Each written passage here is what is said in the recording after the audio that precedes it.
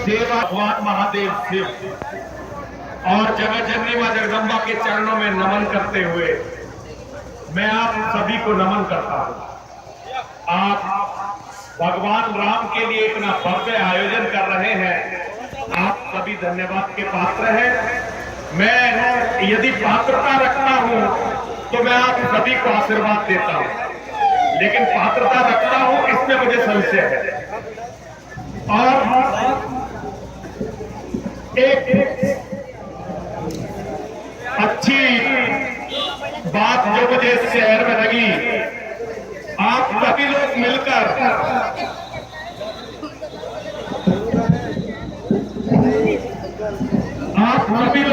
इस आयोजन को कर रहे हैं और पूरा शहर जाति बिरादरी धर्म से हटकर आज इस आयोजन को कर रहा है। मैं पूरे शहर की जनता को नमन करता हूं। आज रामनवमी का दिन है। हम इसे भगवान राम के अवतारोत्सव के रूप में मनाते हैं।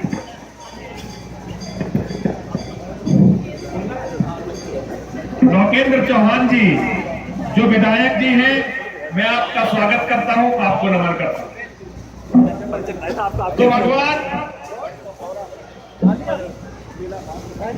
श्री राम के अवतार का आज दिन है और आप अच्छी तरह से सभी लोग जानते हैं, आज नवरात्रि का अंतिम दिन है। शक्ति पर्व नवरात्र की साधना के बाद हम रामनवमी का आयोजन करते हैं। भगवान राम को समझने के लिए आपको पहले शक्ति की अवधारणा को भी समझना होगा। मैं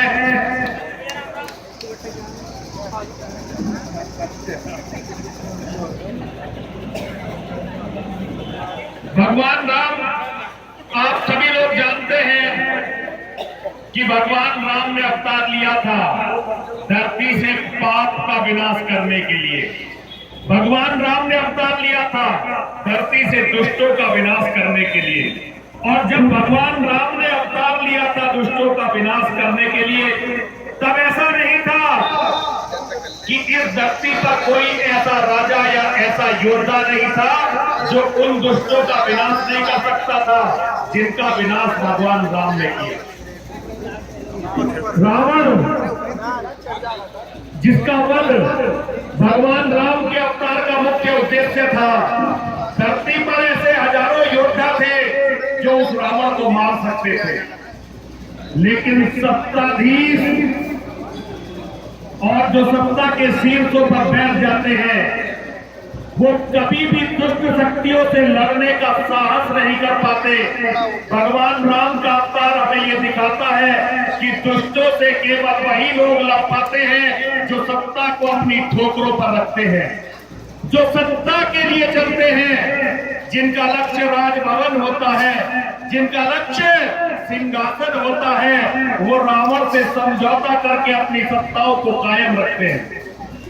और राम के अवतार में एक बात और आप सभी ध्यान रखना, जब भगवान राम का अवतार हुआ और भगवान राम वनवास को चले गए, रावण ने मेरी मां जगत जननी जगदम्बा का अपहरण कर लिया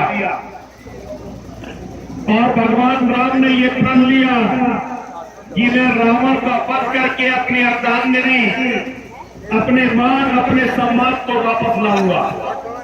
ऐसा नहीं है कि उस समय भगवान राम को मदद की आवश्यकता नहीं पड़ी होगी, लेकिन किसी भी तत्कालीन राजा ने भगवान राम की मदद नहीं की। भगवान राम की मदद की तो वनवासियों ने की, भगवान राम की मदद की तो जंगल में रहने वाले रीछ और बानरों ने भगवान राम की मदद की। एक बात आप सभी को समझनी पड़ेगी, भगवान ने इस धरती पर कभी भी अवतार किसी राक्षस को मारने के लिए नहीं लिया। जिनके एक बार केवल सोचने मात्र से जगत में प्रलय हो सकती है, वो किसी को मारने के लिए धरती पर क्यों आएंगे? भगवान इस धरती पर केवल हमें शिक्षा देने के लिए आए थे। भगवान हमें ये बताने के लिए आए थे कि परिस्थितियां कभी कभी कितनी प्रतिकूल हो सकती हैं। भगवान हमें ये बताने के लिए आए थे कि धरती पर एक दिन ऐसा भी हो सकता है जब राक्षसों की सत्ता इतनी बलशाली हो सकती है कि जनकराज की बेटी का अपहरण भी राक्षस कर सकते हैं। भगवान ये बताने के लिए आए थे कि एक दिन सत्ताएं इतनी अग्नि हो सकती हैं कि वो रावण जैसे राक्षसों के साथ हाथ मिला सकती है। और ये काम किसने किया? ये काम भगवान राम के पिता श्री राजा दशरथ ने किया, जो रावण को अपना मित्र कहते थे। आज राम को लड़ना है उस रावण से जो उनके पिता का मित्र होने का दावा करता है।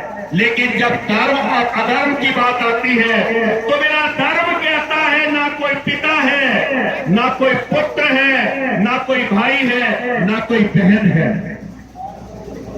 मेरे जीवन का एक बहुत दुखद पहलू है। मैं वहां कहीं नहीं बोलता जहां राजनीतिक लोग होते हैं, और मैं बहुत संभल कर बोलने का प्रयास कर रहा हूं कि मेरे मुंह से कोई ऐसी बात ना निकल जाए कि अरुण गहलोत जी कहें कि स्वामी जी आपको बुलाया था और आप हमारे कार्यक्रम का नाश करके चले गए।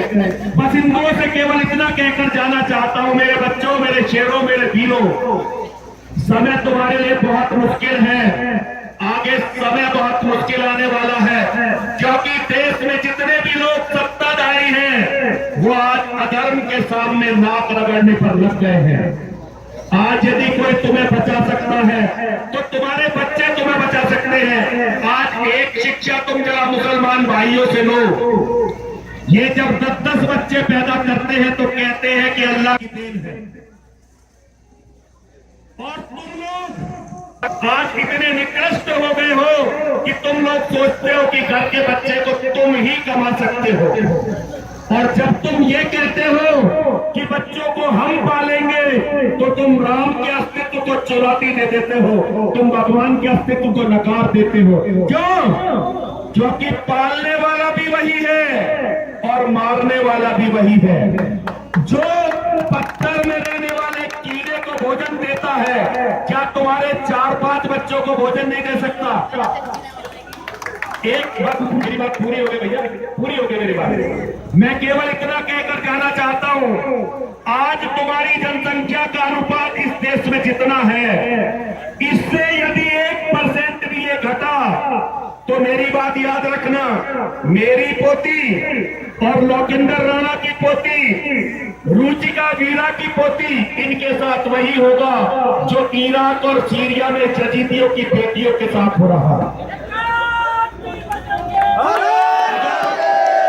जीवन रहा और कभी गैर राजनीतिक आप कोई आयोजन करोगे तो मैं नजीबाबाद की धरती पर फिर आऊंगा और खुलकर कुछ धर्म की बात आपसे कहूंगा। अभी जरा 3 बार मेरे साथ बोलिए, बोलिए हर हर